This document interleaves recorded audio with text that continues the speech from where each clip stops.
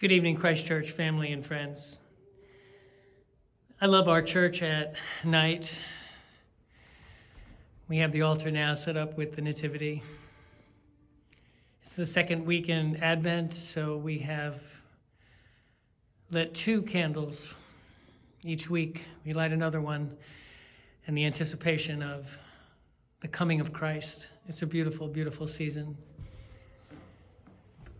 What I'd like to do is just tell you a story. I like stories, particularly like Christmas stories. So this story is one that I've known for many, many years, and there's different versions of it. And the one that I know is called The Parable of the Birds. And this is how it goes. There was a man named Jerry, and he lived out in the country with his wife and his daughter, who was about 9 years old. And Jerry was a good man. Everybody knew him in town, and he lived on a farm, and he was just a really good person. He was a good man. A lot of the kids would call him Uncle Jerry, and he used to feed the animals. They all knew that he loved to feed the animals. He would throw corn husks out, and he would throw peanuts for the squirrels, and he loved the birds. He absolutely just loved the birds, and like I said, he was a really good man. And so the way this story goes is that Jerry's wife and daughter went to the church, and the church was not far away. And it was up in the country. They lived like on the side of a mountain. It was very cold in the winters. Got a lot of snow. And so they would go to church, and Jerry just said, you know what, I'm not going to be a hypocrite. I'm not going to go. And so the week before Christmas, his daughter came home, and she said, Daddy, we just heard this story again about Jesus, and Jesus is God, Daddy. God became a human being, and he was a baby in the manger. And Jerry didn't say anything, but in his heart of hearts, he's thinking, I can't believe that. I just don't believe that. I don't believe that. How could God become a human being, right?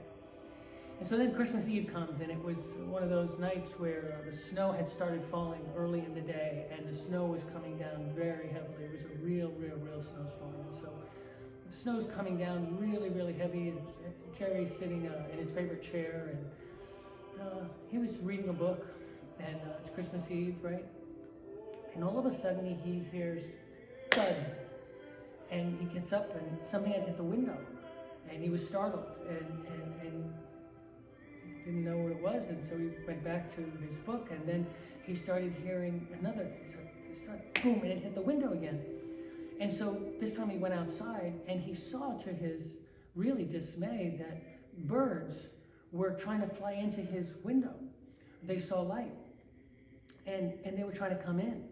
And so Jerry immediately grabs his big coat and grabs his hat, and he goes outside, and he sees many of these birds. He's watching birds fly into his window and crashing to the ground, and he was trying to help them, but he saw that it was really a panicked situation. And so Jerry didn't know what to do, so he went to his barn, and he opens the doors, and he gets a broom, and he starts moving them. He's saying, and he said, hey, what can I do, birds? He said, maybe if the birds, and he turned on the lights in the barn. And he said, if the birds would fly into the barn, they would have safety from the snow. And so then he realized with his broom, he was probably scaring them away. And he was just really desperate, and he was doing everything he could. And then he literally started saying, birds, please come into the place, the safe place. And then this is what happened. He could hear the Christmas bells going off in the background. And then Jerry just had this thought, and he said, if I could become a bird, I could show them where to be safe. And I would fly into the barn, and they would follow me in, and they would be safe.